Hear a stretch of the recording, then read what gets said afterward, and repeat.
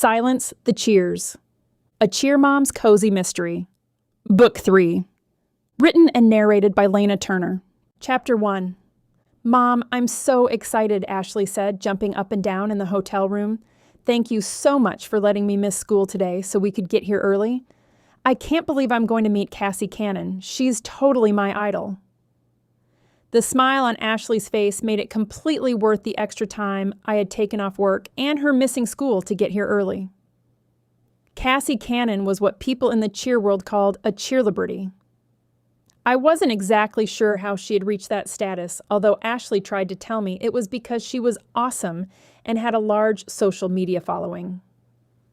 I didn't quite see how that made someone famous, but here we were, only 3 weeks since the last competition, in another hotel with all the other cheer teams. I had paid $25 for an appointment with Cassie so Ashley could get her picture taken with her and get an autograph. While I found it a little distasteful to pay money so my teenager could pose with another teenager, the website had said the money was going to a scholarship fund, so I felt better about it.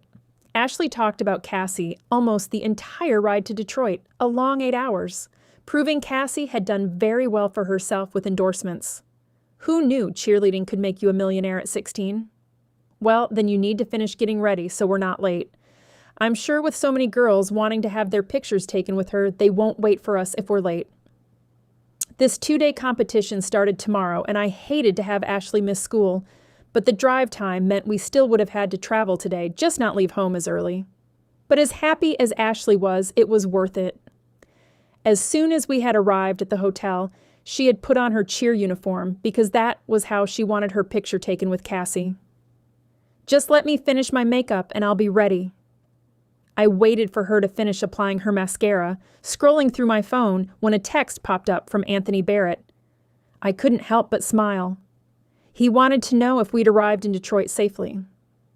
We weren't officially dating, but we talked every day.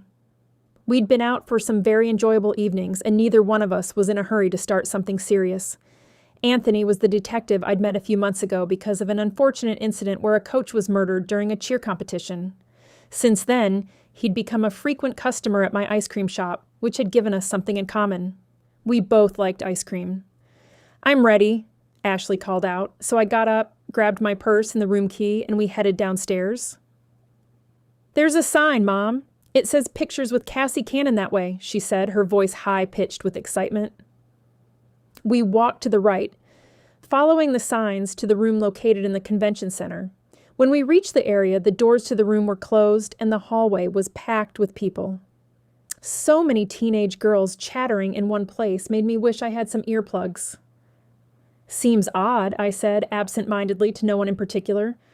I was sure our appointment wasn't the first, and the photos should have started by now. "Maybe she's late," Ashley said, biting her lip. "Then she is really late, because picture taking started 3 hours ago." Ashley's eyes grew round as she looked at me. "You don't think it got canceled, do you?" she said, and my heart broke at the panic in her voice. I might think that a cheerlebrity was ridiculous, but it really wasn't any different from me wanting to meet Kevin Bacon after watching Footloose when I was her age. I put my hand on her arm and squeezed. "Let's see what's going on." I threaded my way through the people until I reached 2 security guards standing in front of the door. "Hi, do you know what's going on? Is Cassie Cannon taking a break?" I asked, trying to keep my voice light for Ashley's sake. One of the security guards shook his head. "She never showed up." I looked at Ashley over my shoulder and could see tears of disappointment in her eyes. "Listen, honey, I'm sure she just had car trouble or something crazy happened. Obviously, there are a lot of girls in line for pictures before you, so why don't we go back to that cafe I saw in the main lobby? We can get you a smoothie and me a coffee, and we'll come back here and wait." I can't believe she just wouldn't show up and not post on social media what was going on. Something had to have happened to her, Mom. Not everything is posted on social media, darling. Yes, it is. She posts everything on social media, so if she couldn't be here, she would have posted. What if something happened to her? Her jaw trembled slightly. While I thought Ashley was being a little dramatic when she said the girl always posted on social media, It did seem a little suspect that she was over 3 hours late and hadn't said anything to her fans, especially after charging everyone for an appearance. There's nothing we can do about it right now. Let's go get some drinks and we'll come back and take it from there. Ashley begrudgingly agreed, but wouldn't stop chattering the entire way back to the main lobby about how Cassie never missed an opportunity to post online. She was religiously refreshing her app as we walked, hoping for an update from Cassie. It never came. Chapter 2. I felt so bad, you guys. Ashley was devastated. She'd been looking forward to this for weeks, I said to the other cheer moms, Diane, Jenny, and Stephanie, as we sat at dinner while the girls were in one of the rooms eating pizza. After waiting for over an hour, someone from the hotel came and told us they had canceled the event. Ashley was heartbroken, which didn't even begin to describe teen disappointment.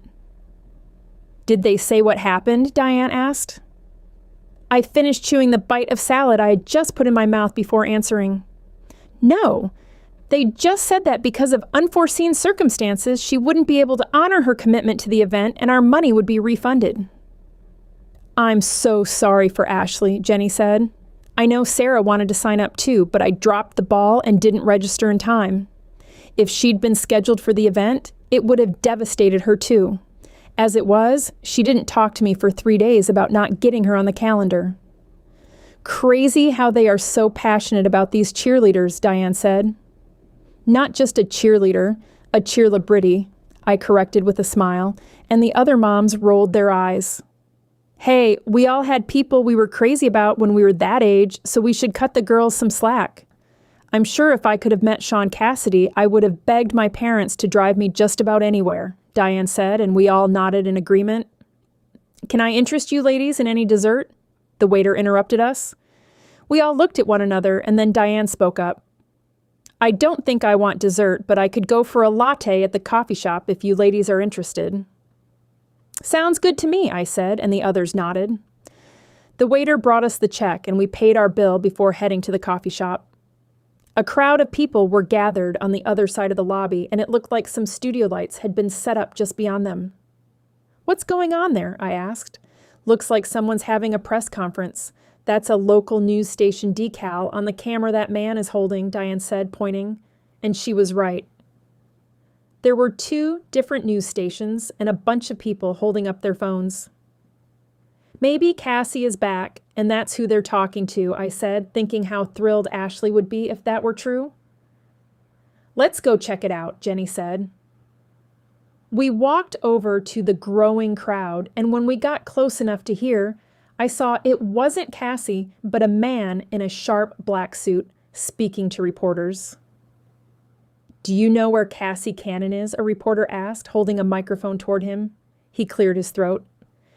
Cassie Cannon's whereabouts are unknown at this time, he said, and a gasp went through the crowd. As her agent, shouldn't you know where she is? What measures are being taken to find her? Another reporter asked. That is currently confidential. It is not unusual for Cassie to go off the grid, as the kids say, he said with a small laugh. Keep in mind she's 16, so we need to respect the privacy of a minor. But if you haven't heard from her, shouldn't the police be involved? The first reporter asked. As I said, we need to respect the privacy of a minor, but we are working to make sure everything is okay. I sincerely apologize to everyone who missed the photo op with her today. Teenagers can sometimes be unpredictable. Now I need to attend to some other things, he said, turning to leave. Mr. Travers, the reporter called after him. When can we expect the next update? What will happen if she's not here to compete tomorrow? He glanced back. I am confident we'll find her soon. Please excuse me, he said again before walking away. That's crazy, Diane said. No joke. If she doesn't show up tomorrow, we might actually have a good chance of winning, Stephanie added. She wasn't wrong. For the first half of the season, the Kineville Cougars had been on top, with Ashley's team moving between second, third, and fourth, and more recently the Grovetown Wildcats, Cassie's team, had taken the lead largely because of her skills. If she wasn't there, everything could change. Still, it was hard to feel excited about that possibility if Ashley was right and something had actually happened to Cassie Cannon. Chapter 3. Mom! Mom! Ashley ran out of the practice room the next morning yelling at me where I stood with the other moms. "What?" I said, my anxiety immediately rising, thinking she left something back at the hotel, which, while connected to the convention center, was not close. We had what felt like the farthest room from the events, and if she needed something right away, it would take me at least half an hour to make the round-trip walk. I just heard that the Grovetown Wildcats will have to compete without Cassie. She still hasn't shown up. Ashley was frantic, a wild look in her eyes, and she was biting her lip like she always did when she was nervous. "Ashley, calm down. You don't even know this girl." Not that I was callous about someone going missing, but she seemed a little over the top, worried about a stranger. "Mom, she's like the best cheerleader ever. I worship her, and it's all over social media. No one has heard from her since Thursday night." I needed to be understanding. I was dealing with a teenager, and of course, things seemed like a much bigger deal to her than they seemed to me. Taking a deep breath, I chose my next words carefully. Maybe she just got sick, or something happened that she didn't want to post on social media. "Mom, you don't understand. Her teammates don't even have any idea where she is. You know I wouldn't just not show up, even if I was sick, without telling someone. She's the star of the team, so of course she wouldn't do that." Okay. She had a point. But I hated seeing her get so worked up over this cheerlebrity, especially when she was set to compete in an hour. "Ashley, honey, I am sure her parents have this under control, and she should be here in time for her first performance." "She doesn't have parents." I looked at Ashley skeptically. "Everyone has parents, Ashley. You told me she was only 16. "She is only 16, but she is an emancipated minor. That's part of why everyone loves her so much. She came from a really rough background, and when she started getting money from endorsements, she went to court and got emancipated so she could take care of herself. So see, there's no one to look out for her." Wow, I couldn't imagine things being so bad that a teen would want to emancipate themselves. I suddenly felt for the poor girl. Not only did she not have parental support, but at 16, you didn't always make the best decisions. There were a lot of predators out there when you made money, especially money that you broadcasted all over social media. That's horrible, honey, and I totally understand why you're upset. However, you guys need to head to the arena. By the time you get there, you'll only have about 20 minutes before you perform. You've got to focus, not be distracted, wondering where another cheerleader is.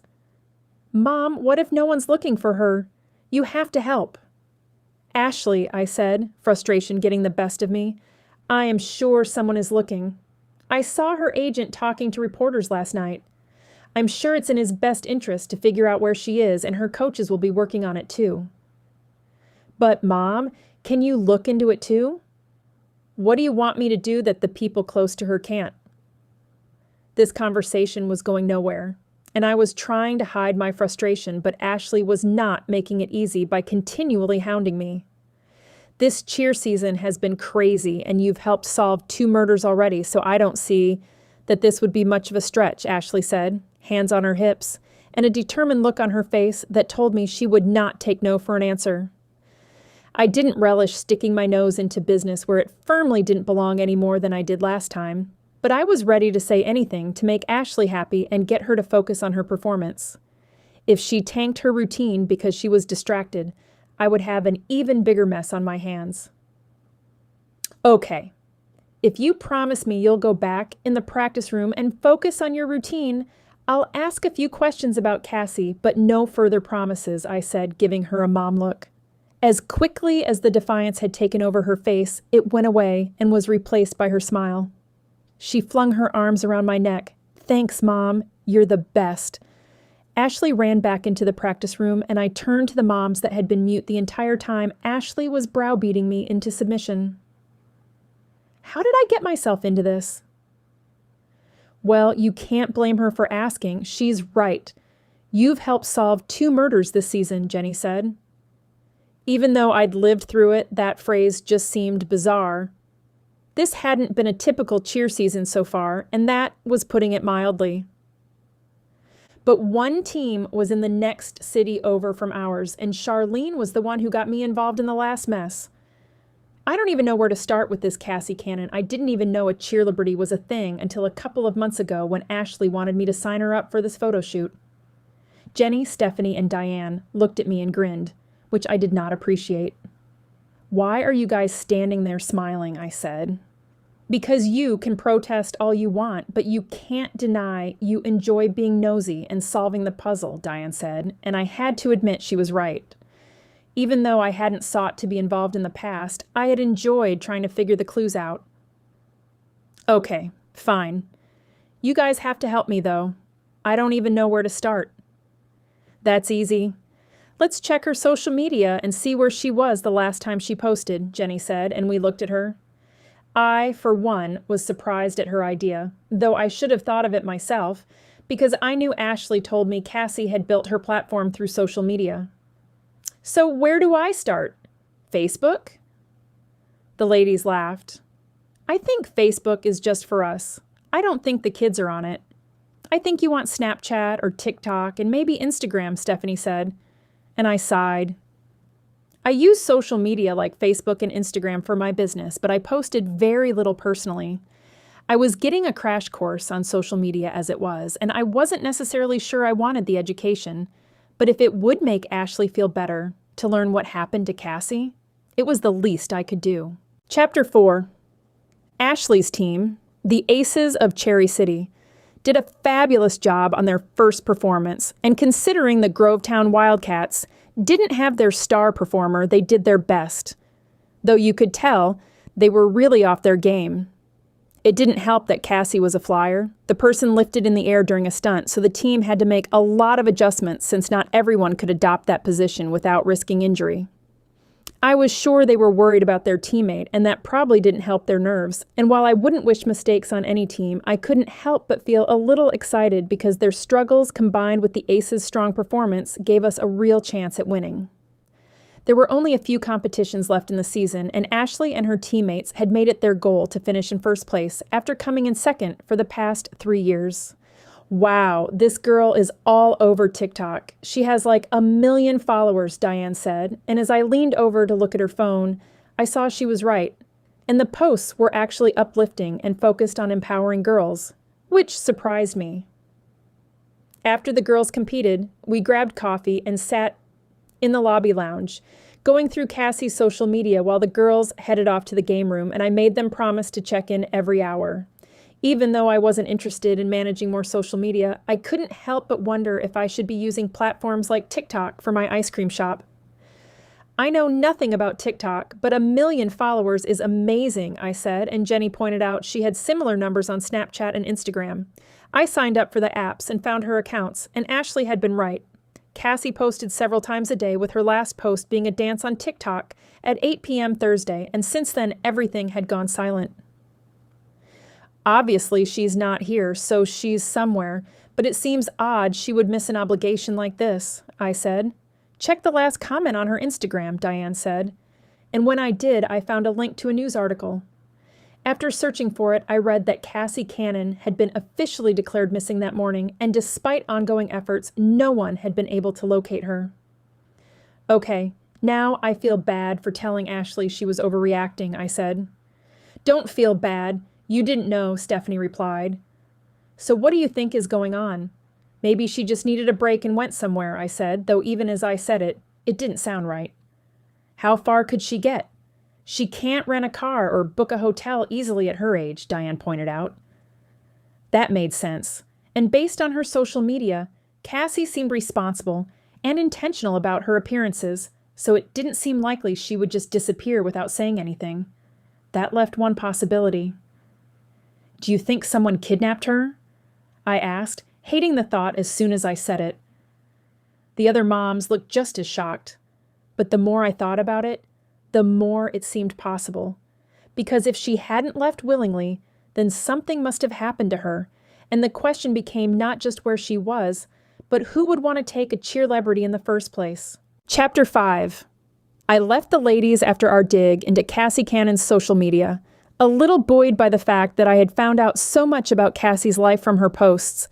though that digging had made me feel a little old and out of touch. I knew Ashley had those social media apps, and I had the appropriate parental controls and looked through her feeds from time to time, not because I didn't trust her, but because I believed kids should know you could check at any moment. I had read too many stories about how social media can go wrong. The other lady's familiarity with those platforms surprised me, and I made a mental note to explore them more when I had time, maybe even use them to promote scoops, especially if I ever opened that second location in Keenville I had been considering. Using my cheer team room assignment map, I found the practice room for the Grovetown Wildcats. Grateful I had worn comfortable shoes because it was on the opposite end of the convention center from the coffee shop. As I got closer, I started thinking about what I should say, not wanting to make anyone more upset about Cassie or give them false hope that I could find her. I figured the best approach would be to ask simple questions about whether she had ever disappeared before and if anyone had any idea what might have happened. When I reached the room, I could hear activity inside, which meant they were practicing, so I hesitated before opening the door slightly. Inside, the girls were in the middle of tumbling and stunting while the coach called out counts. And no one noticed me, so I quietly closed the door and sat down to wait. I scrolled through Facebook on my phone, thinking about texting Anthony, when I heard someone call my name. I looked up and saw Jackie, one of the Jaguars' moms, and we greeted each other warmly before sitting down to chat. We talked about how our daughter's teams were doing, and she mentioned how the Jaguars had gone through several coaching changes recently, but were finally settling into a rhythm. I told her Ashley's team was doing well, and that with everything going on with the Wildcats, we were hopeful for a strong finish. Jackie then mentioned how shocked she was about Cassie Cannon going missing, and I told her Ashley had been just as upset and had convinced me to ask around, which was why I was sitting outside the Wildcats' practice room. She raised her eyebrows at that, clearly finding it a little unusual, and I admitted I felt a bit foolish but wanted to do something for Ashley. Then Jackie shared something that caught my attention, saying she had overheard Cassie's agent telling a detective that Cassie had been seen arguing with a man before she disappeared. I hadn't heard that, and realized how little information I actually had. When I asked what else she had heard, she said the agent mentioned Cassie was worth a lot of money and suggested a rival might have wanted her out of the way, which sounded extreme to me, considering we were talking about teenagers. Before I could ask more, the practice room door opened and girls began filing out.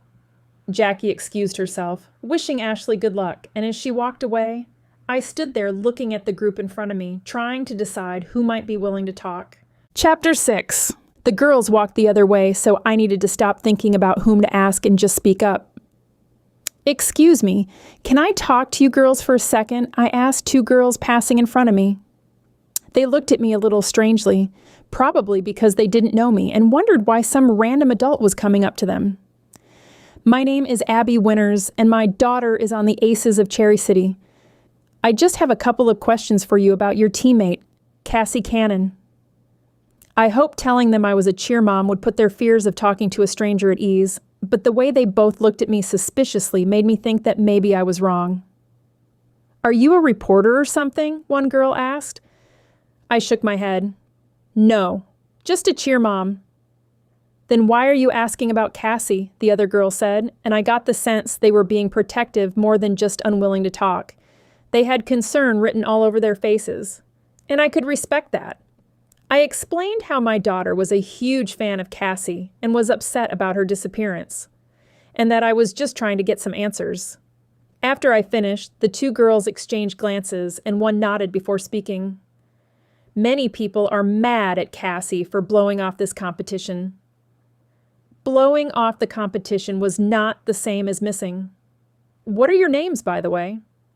"My name is Deanne, and that's Taylor," she said, and Taylor nodded quietly. "Deanne, why do you say blow off the competition?" "I thought she was missing. At least that's what her agent said." That was met with an eye roll from both of them, which made it clear there was more going on. "Listen, that bottom feeder would say anything to make Cassie look better so she gets more endorsements, which means more money in his pocket," Deanne said. And her tone surprised me.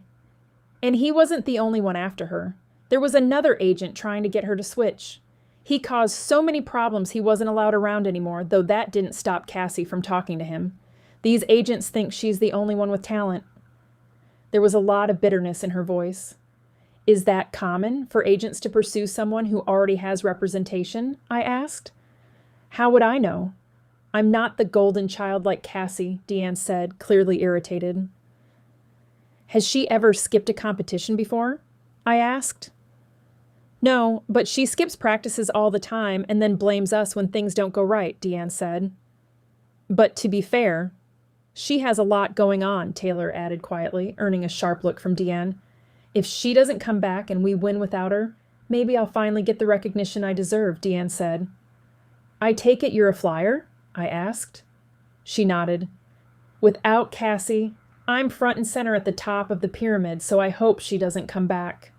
She grabbed Taylor and pulled her away, and as I watched them leave, I couldn't help wondering if Deanne's harsh attitude was just teenage immaturity or something more, and whether someone that close to Cassie might have had a reason to want her gone. Chapter 7. I went back to the main lobby of the hotel convention center and grabbed another coffee before finding an open chair out of the way so I could sit and think. I sat down, taking out the little notebook and pen I carried around in my purse, usually for when I randomly came up with new ice cream flavor ideas, but right now, I wanted to think of who might have it out for a teenage celebrity who was famous because of her cheer and social media. I didn't see how her agent, whose name I had discovered from Google was Gus Travers, would have anything to gain by her going missing. If she was missing, she wouldn't be making money, and therefore he wouldn't be making money, so I didn't put him on my list, even though it was a little hard not to since Deanne didn't seem to have a great opinion of him. That could just be her jealousy talking, though, since she obviously wanted some of the limelight that Cassie enjoyed. I put Deanne on the list, as much as I hated to, because no mom wanted to accuse a teenager of what could be a heinous crime. My next bullet point was generic, any cheerleader who wanted Cassie's fame and fortune, and then I thought about her estranged parents. I should have asked the girls if they knew about them, but that was a sensitive topic, and even if I had thought of it, I wasn't sure I would have asked. Since Cassie was a celebrity of sorts, I figured I might be able to find some articles online.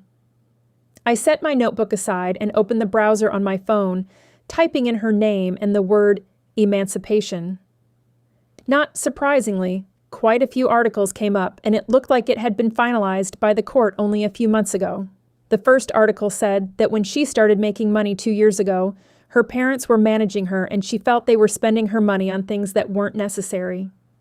It listed how her parents had bought a new house, new cars, and taken lavish vacations, all while Cassie was working. Even though her parents were managing her and were her parents, that seemed excessive.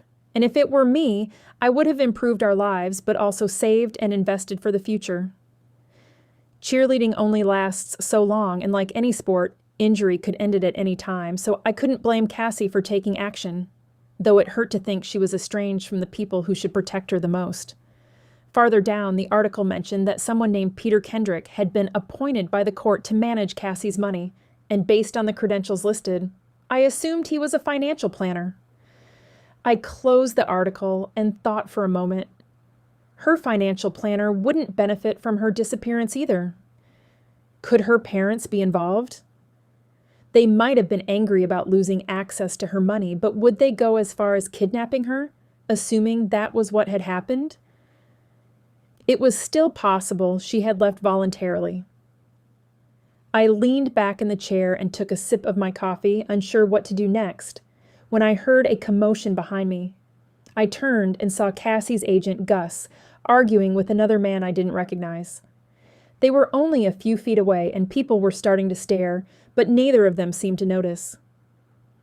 "You did this," the other man yelled, jabbing a finger into Gus's chest. "You worked her so hard you drove her away."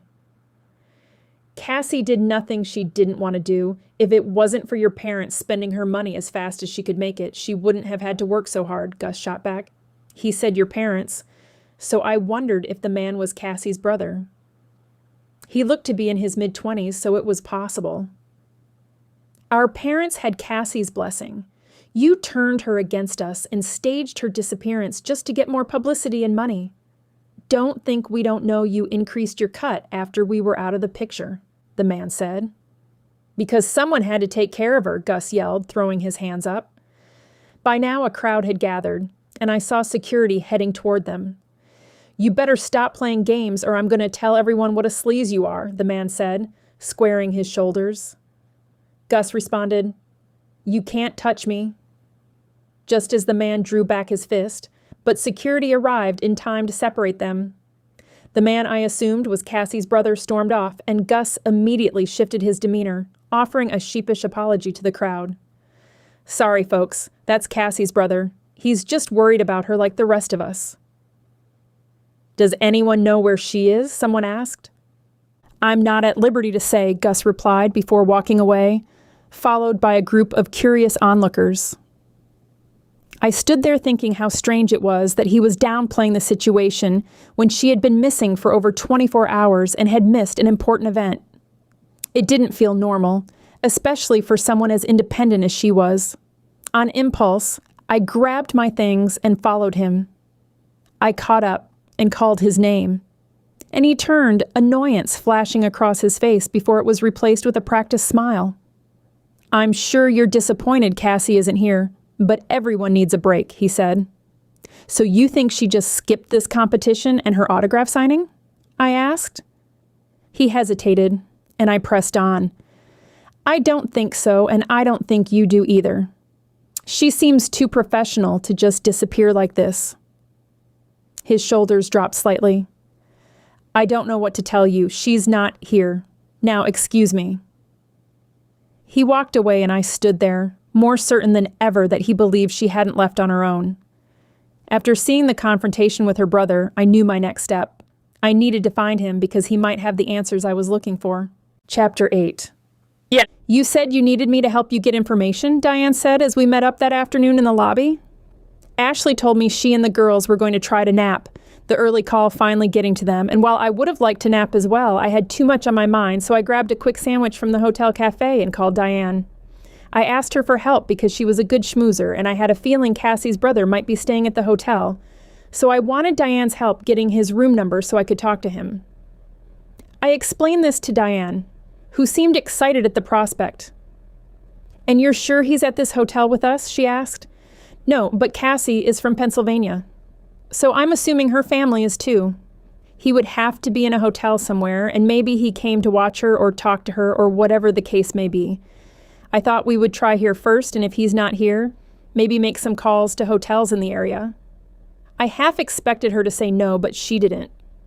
So what's his name? Connor Cannon. All right, wish me luck, she said, as she headed to the registration desk while I waited anxiously. A few minutes later, she returned, shaking her head. No one here by that name, but the receptionist gave me the names of 3 other hotels so we can call them. Let's go back to my room so we have more privacy, I said, and she agreed. I'm starving, Diane said when we got there. Me too. All I've had today are 4 coffees and a sad sandwich, I said, handing her the room service menu. Tell me what you want. I'll order while you call. She told me her order, and I called room service while she contacted the hotels. By the time I finished ordering a salad, sandwich, and drinks, she was grinning. Good news? I asked. The second hotel has a Connor Cannon staying there. They put me through, but he didn't answer. Then we need a plan, I said. We took a taxi to the Courtyard Hotel where he was staying, deciding it was easier than driving ourselves. Inside, we approached the front desk. We're trying to reach Connor Cannon. Could you ring his room? I asked. The clerk called, then shook her head. No answer. Can you give us his room number? I asked, already knowing the answer. I'm sorry, I can't. What if I leave a note? You can, but I can't guarantee delivery. We thanked her and stepped away. Now what? Diane asked. We wait, I said. We found seats in the lobby and settled in, watching the entrance. We have 3 hours before the girls compete again, so we need to leave here in 2 hours and 15 minutes, I said. Diane laughed. It's not that far. Feels like it, I said. We chatted for a while, then sat quietly watching. I wondered if this was what a stakeout felt like. Abby, there's a guy at the desk who matches the description, Diane said. I turned and watched until he faced us, and my heart sped up. That's him. He's coming this way, Diane said, pulling me to my feet and placing us directly in his path. He stopped, clearly confused. Excuse me, he said politely. Diane nudged me, and I spoke. Are you Connor Cannon? He looked at us carefully. Who wants to know? I'm Abby Winters, and this is Diane Hathaway. We're cheer moms for the Aces of Cherry City. He still looked puzzled. I wanted to talk to you about your sister, Cassie. Chapter 9. Connor grabbed my arm. What about my sister? He said hotly, squeezing my arm while I tried to pull away.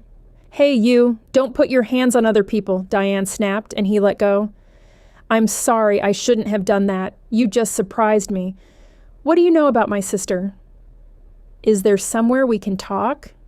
Somewhere a little more private? I asked, not wanting to have this conversation in the middle of the lobby. Follow me.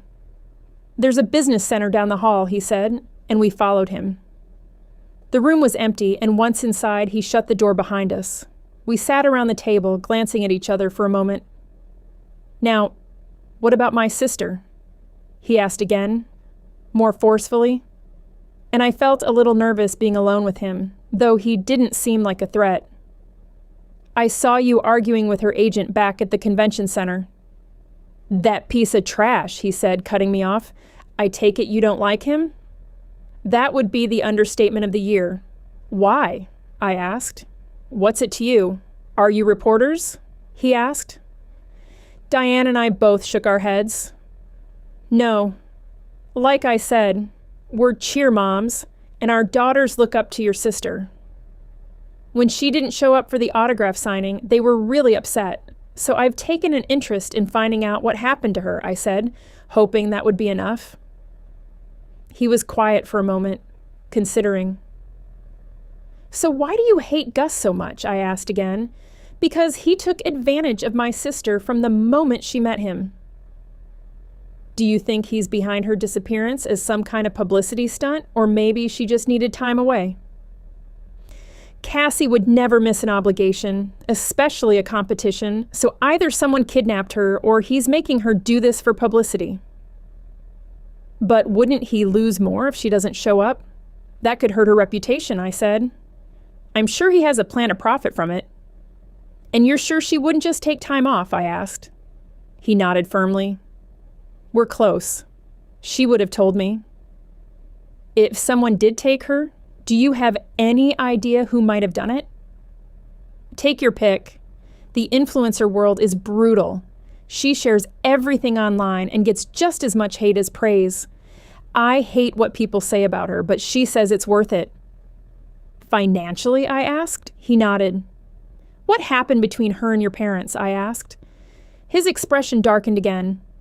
Her agent, Gus, brainwashed her. My parents spent money with her approval, and then suddenly she believed they were using her. She started the emancipation process soon after. Oh no, Diane said, and both Connor and I turned to her. She looked pale, staring at her phone. What is it? I asked. Connor, I am so sorry. It looks like your sister was kidnapped and someone has just delivered a ransom note. Chapter 10. What are you talking about? I said to Diane, who slowly scrolled on her phone with a look of shock on her face. It's all over social media. Apparently, her agent received a ransom note earlier today. We both looked at Connor, who was breathing heavily. He grabbed his phone with shaking hands and started feverishly pressing the screen. I assumed he was reading the same information Diane had just told us. Connor. Putting my hand on his arm, I could feel him trembling. I knew she hadn't just taken off. Cassie would never do that. We need to find her, he said frantically, his eyes darting between me and Diane. Wait, Diane said, holding up her hand. Someone just posted that there's going to be another press conference in 30 minutes back at the convention center. We need to get back there, I said, and Diane and I started walking toward the door when I realized Connor hadn't moved. I looked at Diane, who shrugged, then walked back to him and placed my hand on his arm again. Come with us, Connor, I said gently. I'll help you get to the bottom of this." "You will?" he asked softly, and I nodded. "Just come with us." An Uber driver dropped us off in the parking lot because the circular drive in front of the hotel was packed with police cars and news cameras. Connor had said nothing during the ride, and I watched him closely, hoping the chaos ahead wouldn't overwhelm him further. We reached the entrance where security was checking identification. "You a hotel guest?" the officer asked. I nodded and showed my key card, as did Diane, but Connor hesitated. "Sir, are you a guest?" the officer repeated. "Officer, this is Cassie Cannon. He's Cassie's brother." "He's with us," I said.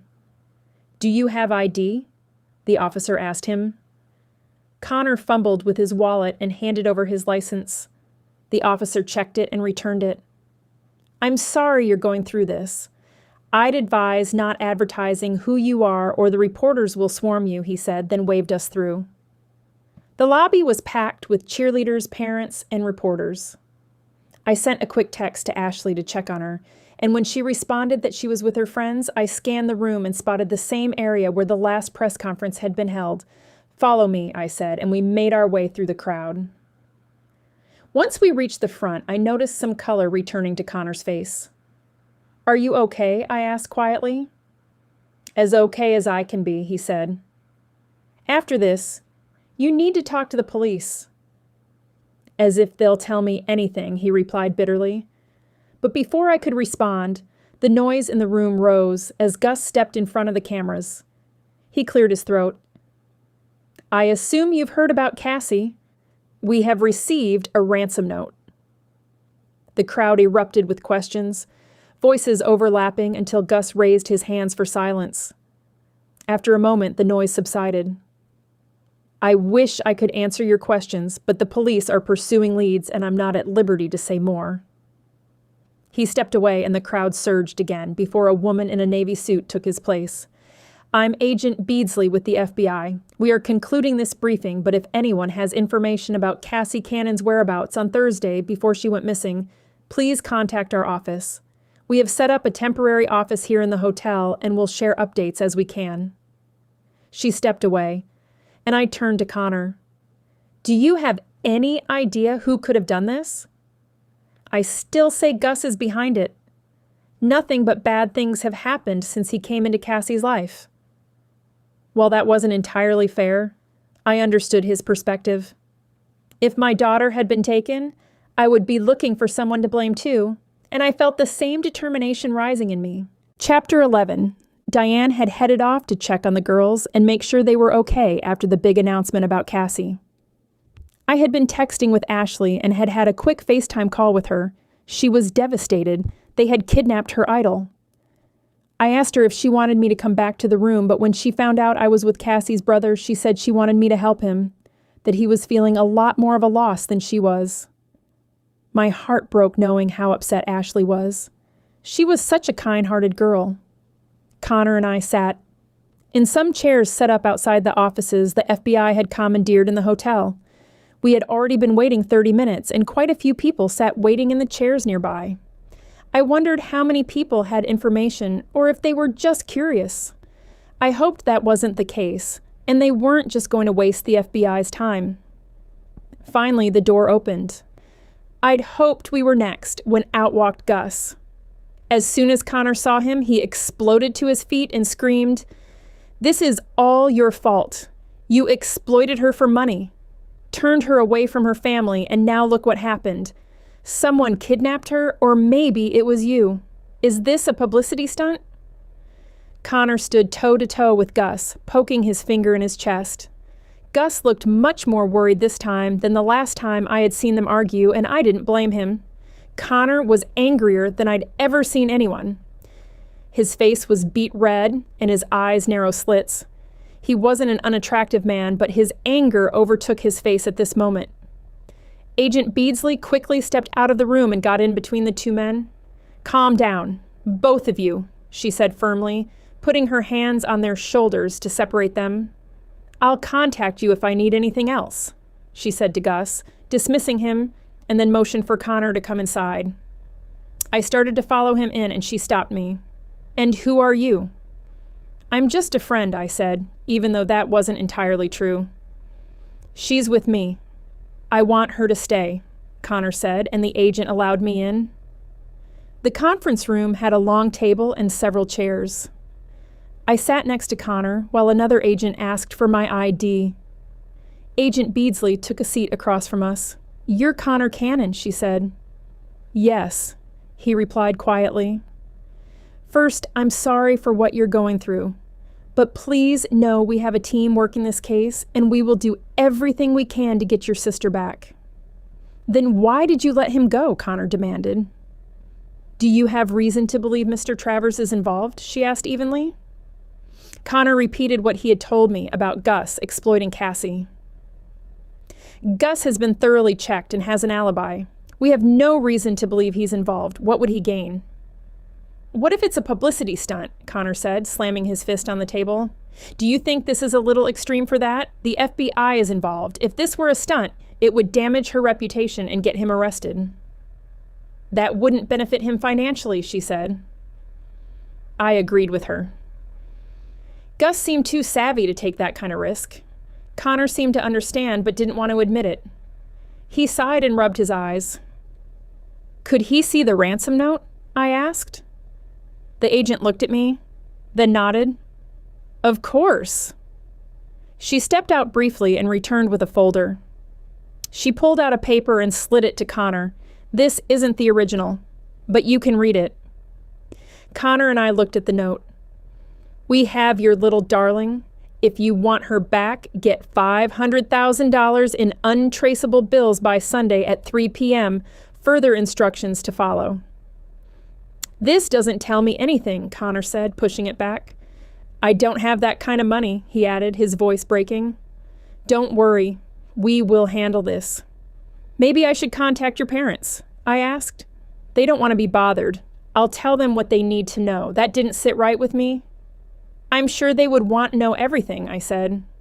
"I said I would handle my parents," he snapped, then quickly apologized. "This is overwhelming. Please trust me on that." I nodded and turned to Agent Beardsley. I wanted to ask her about the chances of a safe outcome, but I knew it wasn't something Connor needed to hear. The note suggested the kidnapper knew Cassie was valuable, referring to her as someone important, and now the question was who would see her that way and have a reason to take her. Chapter 12. Connor walked beside me, looking devastated, and I couldn't blame him because I would be hysterical if someone kidnapped my sister. Agent Beardsley had warned us not to talk to reporters or discuss the case, and I understood that knowing Anthony would say the same thing, but I also knew I couldn't just sit back and do nothing. Not only because of my daughter, but after meeting Connor, I felt even more compelled to help find Cassie Cannon. One person who came to mind when thinking about who might gain something from Cassie going missing was the other sports agent the girls from her team had mentioned. From what I had heard, he had tried to get Cassie away from Gus several times and had been so pushy that he was banned from coming around the Wildcats, though that didn't stop him from talking to them in secret. I should have asked for his name. But at the time, I had been focused on Cassie, so now I needed to figure out who he was. Ashley was watching movies with her friends, so I returned to our room, grabbed my laptop, and sat down with some water and almonds. I opened a browser and searched for sports agents for cheerleaders, which made me chuckle since I hadn't even realized that was a thing before this weekend. Most of the results were about Cassie, but eventually I found an article about another cheerlebrity named Trinity Anderson, and while reading it, I saw she thanked her agent, Wesley McCormick. I opened another tab and searched his name and soon found photos and articles. I reached for the hotel phone and dialed the operator. "Can I help you?" she asked.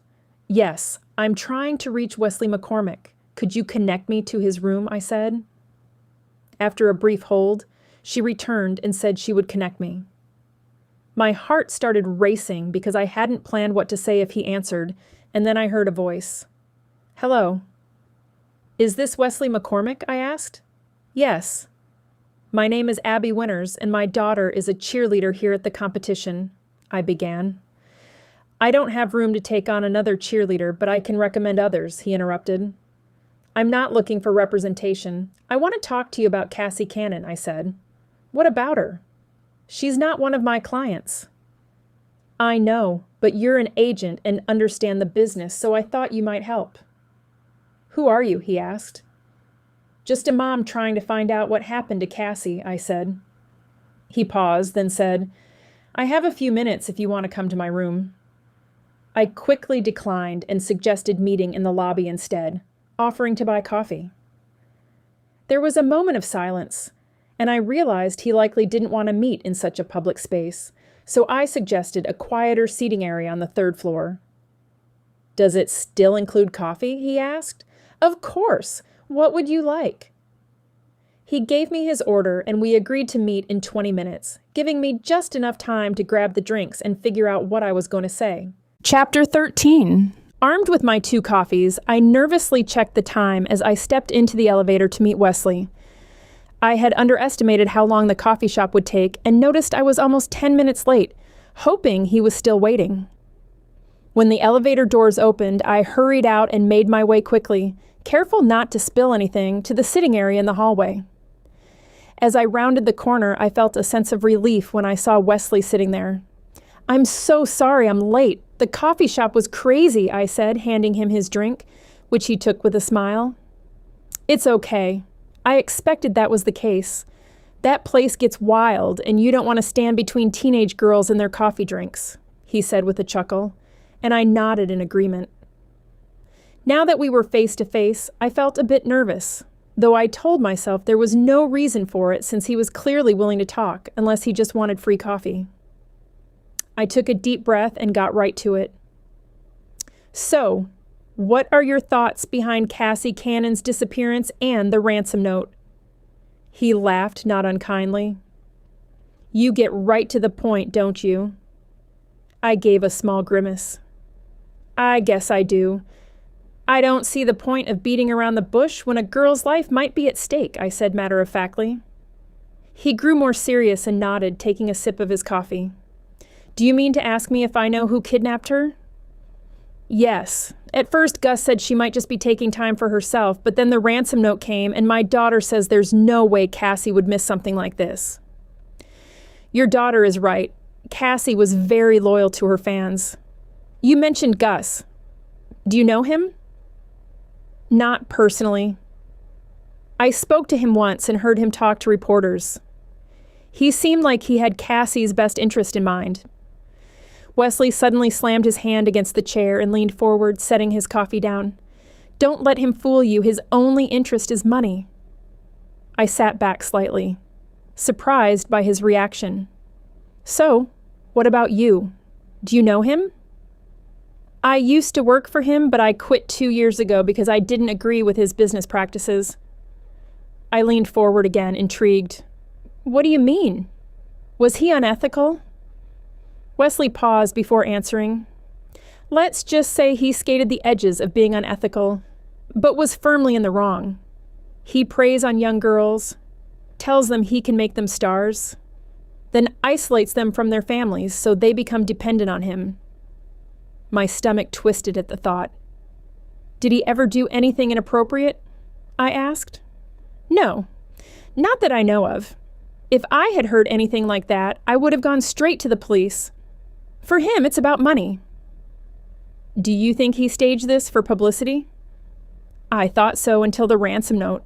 Even Gus wouldn't go that far. Were there other cheerleaders he was pursuing? He's been talking to another Wildcat and a girl from the Jaguars, but Cassie is his biggest star. He also represents athletes in other sports. We talked a bit longer about the business, and then Wesley said he had to go. While it helped to understand Gus better, it didn't bring me any closer to finding Cassie, and I felt like I was back where I started. I wanted to talk to Gus again and check on Connor, but I was running out of time before Ashley's next performance. I needed answers, and I needed them fast. Chapter 14. I headed back toward my room when my phone buzzed, and it was Ashley calling me. Hey, Ashley, what are you up to? I said as I slid the key card in front of the electric pad on the door, opened it, grabbed a water from the cooler, and took a seat. Immediately, Ashley started talking rapidly. "Have you heard what happened?" she said, almost in a shriek. I had never heard her sound like this before, so something must really be wrong. "What are you talking about?" "Ash, calm down and tell me," I said, trying to steady her as I heard noise in the background from the other girls. "There's another cheerleader missing. Another one from the Wildcats," she said, her voice rising again. I paused, not sure I had heard correctly. "Take a deep breath and start from the beginning. Tell me what happened," I said slowly, though my heart was racing. "It's all over social media, Mom, and the news," she added quickly. "What's all over social media and the news?" I asked, already reaching to look it up myself. "I told you, another cheerleader from the Wildcats has gone missing." "What?" I said, my hands going stiff as I nearly dropped the phone. "Just what I said, Mom," she replied, her frustration clear. But now I knew I had heard her right. "Who?" I asked. "Her name is Deanne Smithers." Deanne was one of the girls I had talked to earlier, also a flyer, and I remembered there had been tension between her and Cassie. Wesley had mentioned Gus was trying to sign other cheerleaders, and now 2 high-profile flyers from the same team were missing. That didn't feel like a coincidence. It felt like someone was targeting the Wildcats. Still, Ashley was my priority. "Are you okay, honey?" I asked. "Yeah, I'm fine. The girls and I are just a little freaked out, but honestly, I've never been so glad not to be famous," she said. "The police are all over this. I know it's scary, but I'm sure they'll find them," I said. "But Mom, what if they don't?" That question hit hard, and I didn't have a good answer. "Mom, I'm going to go. Diane dropped off snacks and told me to tell you to call her." "Okay. Are you sure you're okay? Do you want me to come get you?" "No, I'm okay. I love you, Mom." "I love you too. Don't leave the room unless you tell me, and keep checking in with me," I said. After we hung up, I sat there stunned. This had happened again, and now my fear for Ashley was growing. She wasn't a cheerlebrity, but girls were being taken, and that was enough. I knew one thing for sure. I was going to get to the bottom of this. Chapter 15. Before calling Diane, I quickly opened my laptop and looked at the news and media feeds, and sure enough, they were exploding with people calling for the competition to be canceled. As a parent, I couldn't blame them because the idea that one teenage girl had been kidnapped and another was missing didn't sit well with me. I called Diane, and she answered on the first ring. "I'm about to get in the elevator. I'm on my way to your room. I'll be there in just a minute," she said, hanging up before I could respond. While I waited, I sat there thinking about why anyone would want to kidnap these girls. My first thought had been media attention, but that was before the ransom note, and now another cheerleader from the Wildcats was missing. Someone who wasn't even a cheerlebrity, like Cassie Cannon. A knock at the door interrupted my thoughts. I went to open it, expecting Diane, but instead found Connor Cannon standing there. "Connor, what are you doing here?" I had given him my room number in case he needed to talk, but I hadn't expected him to show up. "Can I come in?" he asked, and I stepped aside. He walked in and sat down at the small table. "Did you hear there's another cheerleader missing?" "I just did," I said. He was about to continue when another knock sounded, and he looked at me with wide eyes. "It's just Diane." "It's fine," I said, going to open the door. Diane stepped in, saw Connor, and paused, clearly surprised, before I gestured for her to sit. "You were saying, Connor?" I prompted gently. "There is another girl missing," he repeated, "and I'm convinced Gus is behind this." He was clearly agitated, his knee bouncing rapidly. "Connor, can I get you something? Coffee or tea?" I asked, though I was hoping he would decline anything with caffeine. "No, I just need Gus to be held accountable for what he's done, and to get Cassie home," he said. "But Connor, there's no proof that Gus has done anything wrong regarding Cassie or Deanne," I said carefully, trying not to upset him further. "I have proof," he almost shouted. Diane and I exchanged a glance, both surprised. "What is it?" I asked. He stood up, reached into his jacket, and pulled out a stack of papers, handing them to me. As I scanned them, I realized he might actually be right. Chapter 16. "Where did you get these?" I asked Connor, and handed the papers to Diane. Someone slid them under my door. And you don't know who? He shook his head. I couldn't sleep last night. I was tossing and turning, then I finally lay down for a quick nap, and when I got up about 30 minutes later, this envelope was under the door. These emails prove Gus is guilty. The emails he had shown me between Gus and someone whose email had no identifying markers and wasn't signed talked about Gus sending over half of what was owed before the other person would take care of his problem.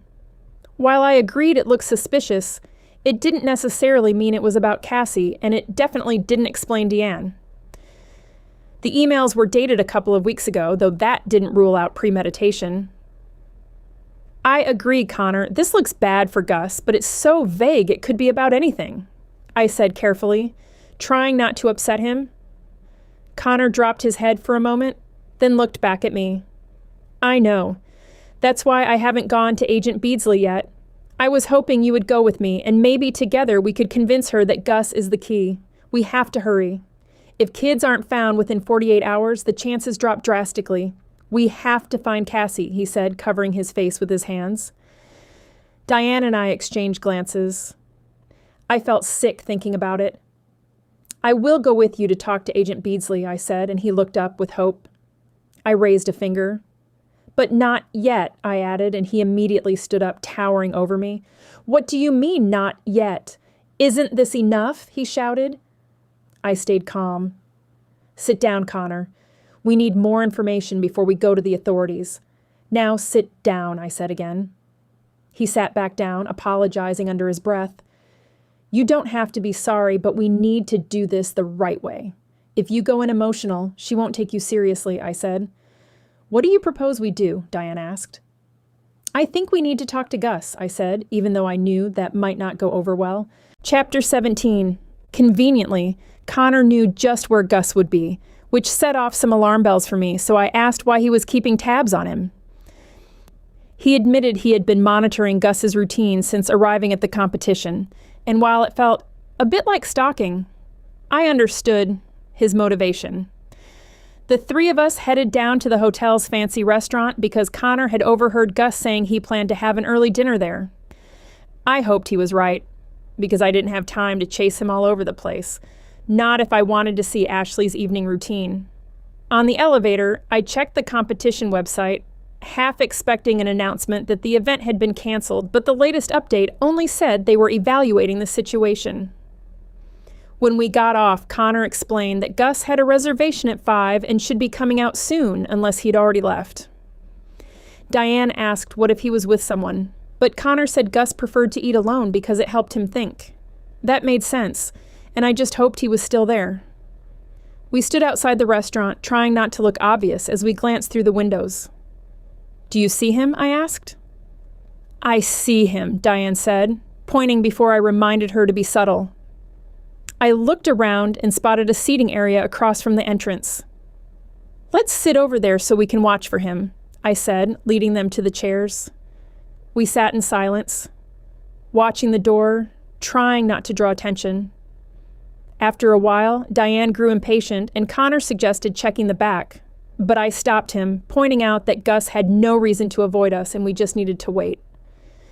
Eventually, about 15 minutes later, Gus walked out and headed toward the elevators. I jumped up and hurried after him, calling his name. He turned with a scowl as he saw the three of us. I don't know what you want, but I have nothing to say, especially to him, he said, pointing at Connor. Connor tensed, but I held him back. I had anticipated this reaction and decided to push. That's fine, but we can take what we know to Agent Beardsley instead. I'm sure she'll be very interested in the emails we have, I said, trying to sound more confident than I felt. That stopped him. What emails?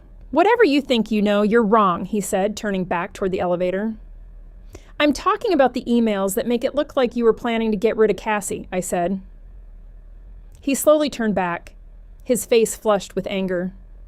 Ready to talk now? Chapter 18. I could see Gus's hands clenching at his sides, and there was no doubt I had hit a nerve.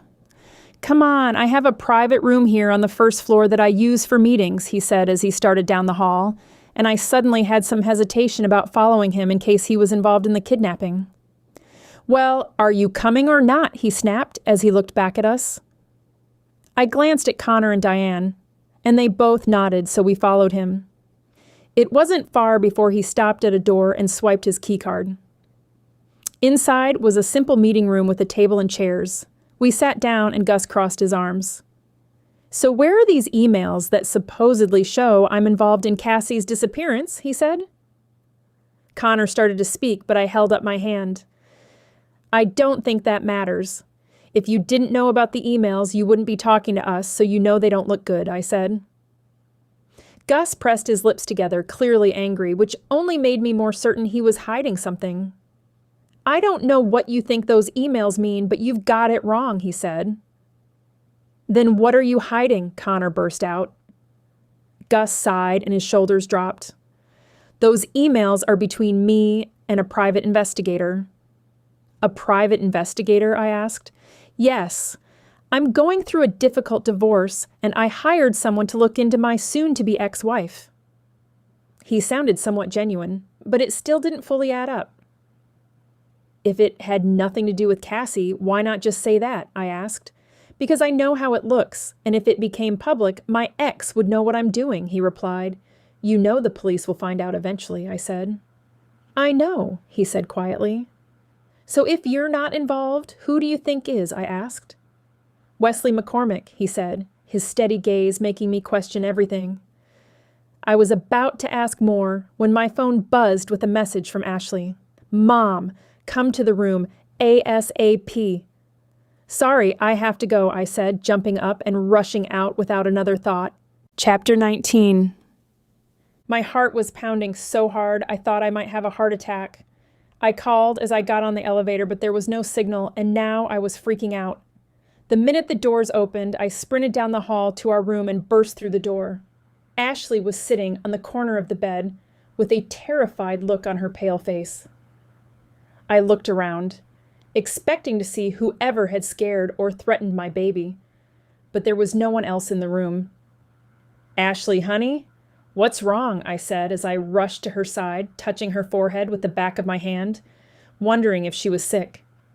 She swatted my hand away, hugged me tightly, then stepped back and took a breath. I got here about 15 minutes ago, and pretty soon after I arrived, someone slid this under the door. She handed me a piece of paper. I unfolded it and read the words, "Back off, or your daughter could be next."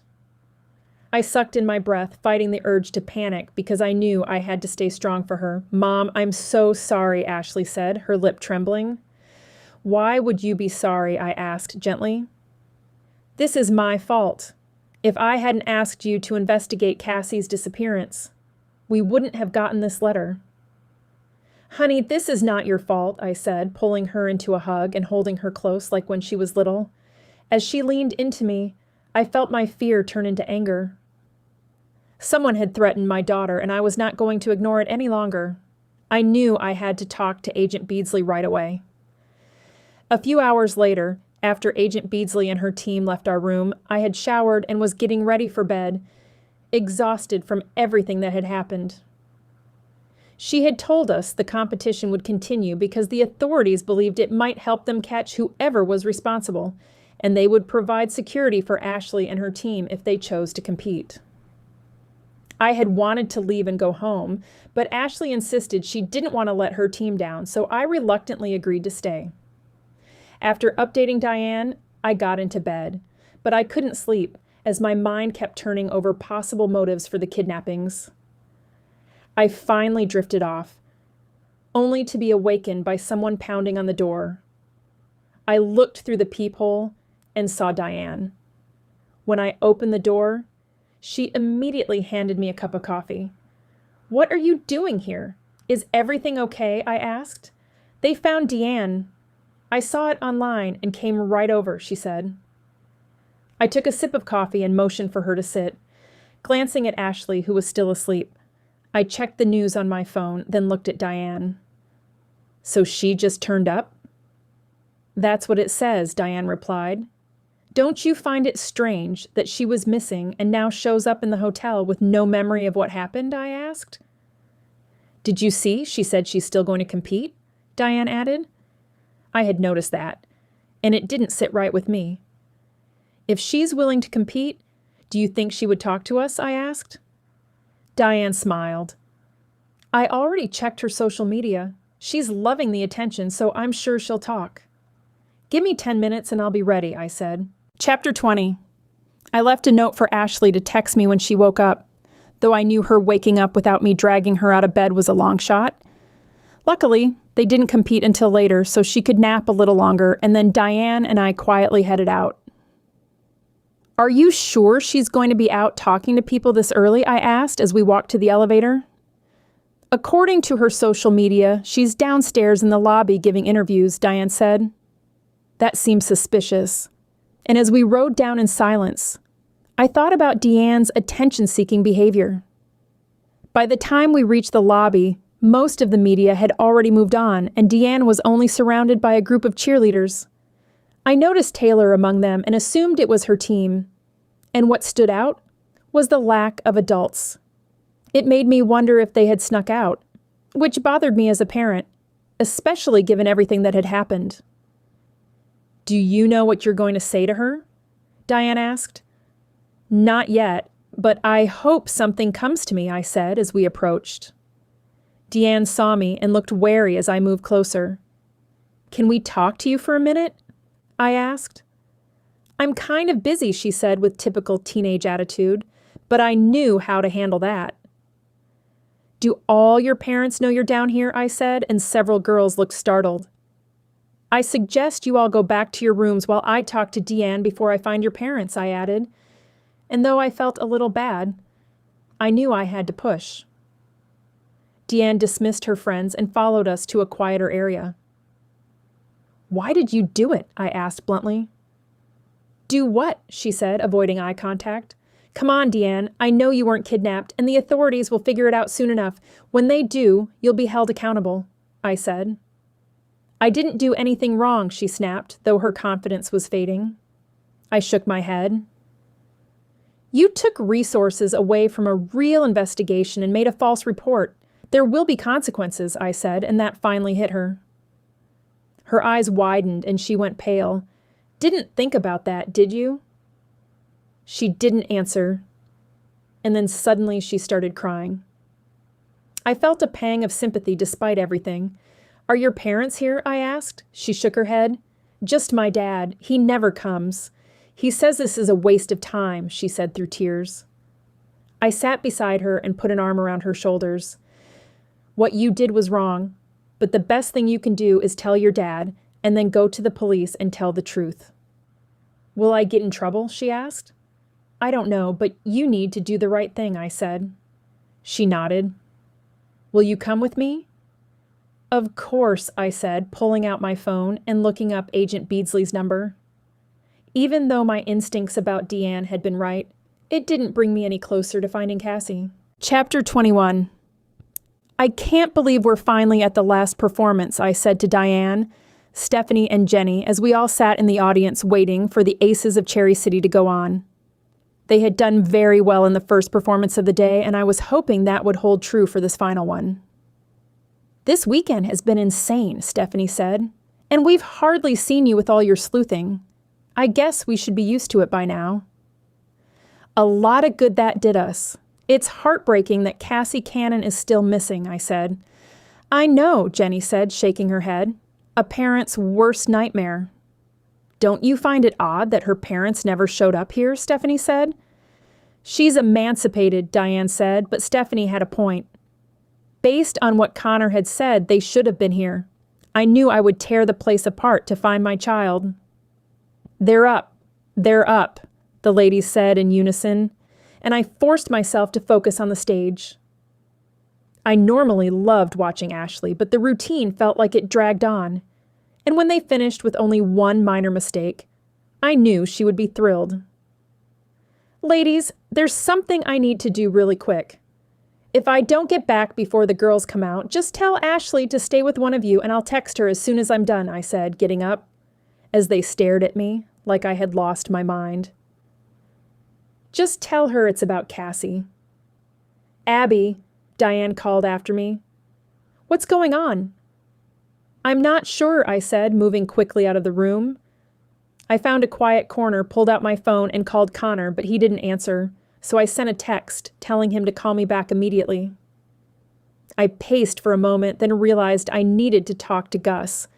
I didn't know where else to find him except the meeting room from before, so after texting Ashley, I headed that way. As I walked through the convention center, I kept scanning for Gus or Connor, and by the time I reached the hotel side, I was sweating and my feet ached. My watch buzzed, signaling I had hit my step goal. Just as I heard shouting nearby, I hurried the last few steps and pushed open the slightly ajar door. I froze. Connor stood there with a gun pointed at Gus, who was backed into the corner, pale and pleading. "Connor," I said, trying to get his attention. He turned toward me, his expression blank. "I have to take care of this, Abby. He's ruined my family." "I did no such thing," Gus started, and Connor turned back toward him. "Gus, shut up," I snapped. "Connor, this isn't the way." "He hurt my sister just to make money. I can't let him get away with it." "I didn't do anything to your sister," Gus said, and I shot him a look, wishing he would stop talking. "Liar," Connor shouted. "No, he's not, Connor," I said, and both men turned to look at me. "Connor, did you talk to your parents?" I asked. They both looked confused. "No, it would just make them more upset." "Connor, I think you need to call them," I said. "They can't talk me out of this," he replied. "I think you need to call them because they have Cassie." He turned, lowering the gun.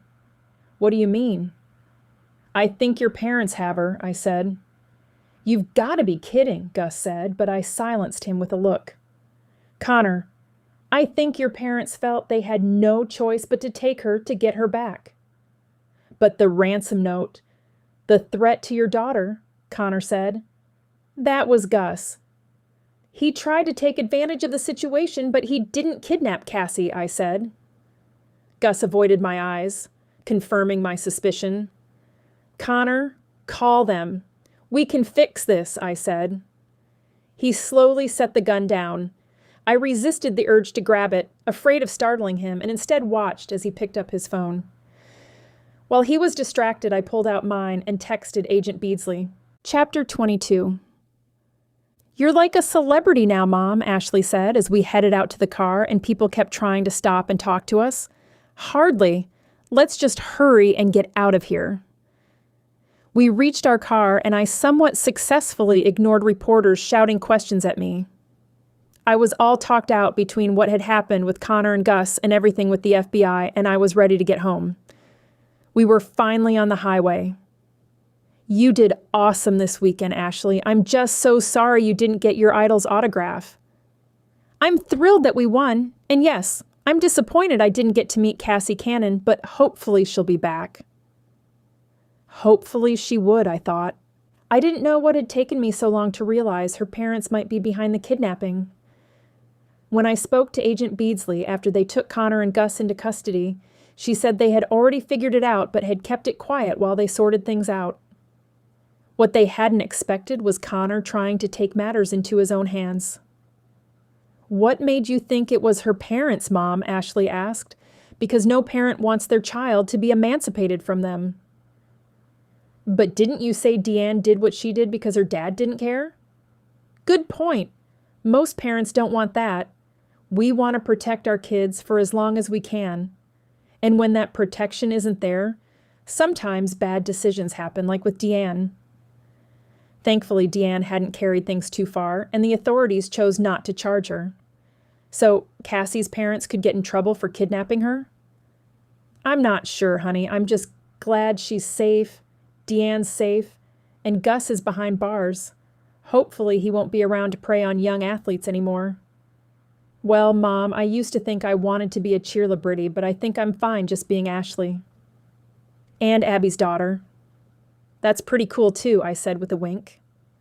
"Yes, Mom, whatever you say," she replied, rolling her eyes.